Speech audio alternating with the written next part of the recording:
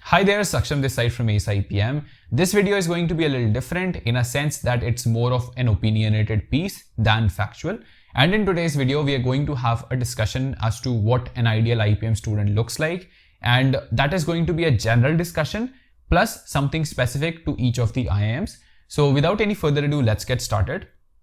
So some of the common traits which are required or which these colleges look forward to, and that's not just the case with IIMs or IPMs, but any good college for that matter. They look for people who are academically oriented, who are inquisitive and willing to learn, who are humble or grounded or not too cocky, and who have the requisite soft skills. However, there's also a need for these colleges to separate themselves from the pack and have similar but distinct admission processes. I'll elaborate on this using an example of, let's say, SSCBS. Now, you already have SRCC, Hindu, Hansraj. They're doing exceedingly well in the case of the University of Delhi. But then SSCBS comes up and it has to establish itself as a worthy competitor to these three colleges. But at the same time, because it's new, not a lot of people would be interested. So the way it does it is by first of all offering different courses, even though they are under the management and commerce purview, but it still is different, BMS and BFIA versus the regular Eco Honors and BCom Honors courses offered by these other institutions. And the second way it separates itself from the pack is by not going with the regular merit-based admission process, but rather have an entrance-based admission procedure, which is going to be DUJAT in this case. Now, even though the people who are applying to SSCBS are also going to apply for SRCC, Hindu, Hansraj, so indirectly they still compete with each other. But creating this separate admission process allows them to take in candidates who would otherwise not qualify for SRCC, Hindu, Hansraj because of their low percentage in 12th. And by that I mean even if you're getting 94, 95, which otherwise is not low, but that's low enough for you to not get into SRCC. But these people are equally talented. They might do exceedingly well in their aptitude test and they get into SSCBS. And this attracts the best of the crowd in that given niche that they have created for themselves, which is having that admission procedure based on entrance plus some portion of merit as well, which is 35% as of now. Now, these people get inside of the college, they do exceedingly well in the college itself, they go out in the corporate, they do wonders over there, and this improves the brand reputation of SSCBS, and subsequently the batch quality also gets better seeing this, and this becomes a self-serving cycle. And that is also a need in the case of IPM because IIM Indore is the undisputable king because of the fact that it was the first one to start IPM. They are the pioneers of this program. Moreover, they have created a lineage for themselves even as an institution, as they have been up and running since 1996. So if in case now IIM Rohtak, Ranchi were to come up, and they have come up, and they were to separate themselves in a sense that they also create a niche for themselves, it's important that they also tweak their admission procedures in a way that they create a separate niche for themselves and get the best students of that particular crowd. And that is going to be the point of discussion for today's video. Starting off with IIM Indore, they put a heavy emphasis on your quantitative abilities or the number crunching skills during their selection process. It is evident because they have two sections of QA in the AT. Although they have decreased the weightage given to it over the years, it has now come down to two sections of QA with 50% weightage and then one section of VA with another 50% of weightage. But there's inside of these sections also there's an increasing weightage of higher math, which is not really the case with the other management entrances that you will give at the UG level. Then even in the case of PIs, they're mostly academically oriented and you'd see them asking you questions and testing your quantitative abilities in the PI round as well. And that's actually a necessity for somebody who's getting into IIM Indore because the course in itself is very mathematically intensive. And that's why they're looking for people who are really good with math. Now coming to IIM Rohtak, if you have seen the admission process of IIM Rohtak, they do favor students with good past academic record during their selection process. And the reason for that is your past record is indicative of your future performance. So that definitely is the case. If in case you have been a disciplined and honest student in your 10th and 12th, there's also a good chance that you'll continue the same when you get inside of the college as well.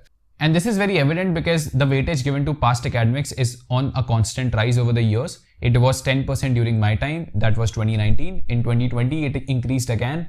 And in 2021, it came to 40%. So you can expect, if in case you were to get into IIM Rohtak, you better be doing good in your 10th as well as 12th. The third college that we are going to talk about is IIM Ranchi, and one way they created a niche for themselves was by asking people to appear for the SAT examination to get into IIM Ranchi. Now, it was a little inconvenient for people of the 2021 batch because of the pandemic, and the execution could not be so great because of pandemic again. But in the subsequent batches, it can come to a relief for a lot of people because SAT is very flexible. You can give 5 attempts in a year. The score is valid for the next 5 years. So it is very flexible. You can choose to give SAT in your class 11th, get a very high score, 1550, 1560, and then you are worry free about one of the entrances, and you can then just completely shift your focus to IIM Indore or something else.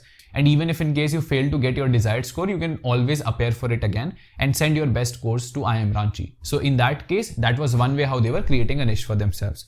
Another way they're trying to create a niche for themselves is by being inclined towards students who are involved in extracurriculars during their selection process. Now this is evident because in the admission form itself, once you were registering, you were asked to enter your top 10 achievements. Once you were shortlisted, you were also asked to submit certificates of all these achievements. And in the interview also, it revolved more around your hobbies, interests and extracurriculars more than just the past academics, which was the case with Indore as well as Rohtak. And all of this makes it evident that IIM Ranchi was looking for candidates who are doing something beyond their regular academics. And one example for this is that a student of ours who had 117 in IIM Indore's examination could not clear because of the sectional cutoffs, has a waitlist rank of 35 because of the fact that his extracurriculars are just extraordinary. On the other hand, we also have somebody who has an All India rank of around 120 in IIM Indore, but because of the fact that his past achievements were not so great, he has a waitlist rank of around 40. Both the interviews went well, but because the candidate one possessed strong extracurricular achievements, he was able to make it work to his advantage.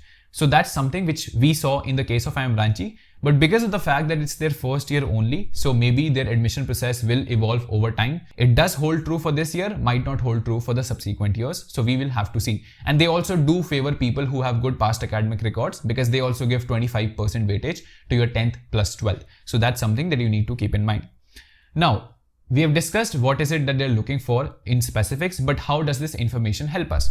Now, before starting the discussion, I would let you know that even though I say IIM Indore is looking for people who are doing exceedingly well in math, or IIM Rohtak is looking for people who have done well in their 10th and 12th. That does not mean IIM Rohtak will take in people who do not know math at all, because anyway in the entrance procedure, math is going to be there in the case of IIM Rohtak also.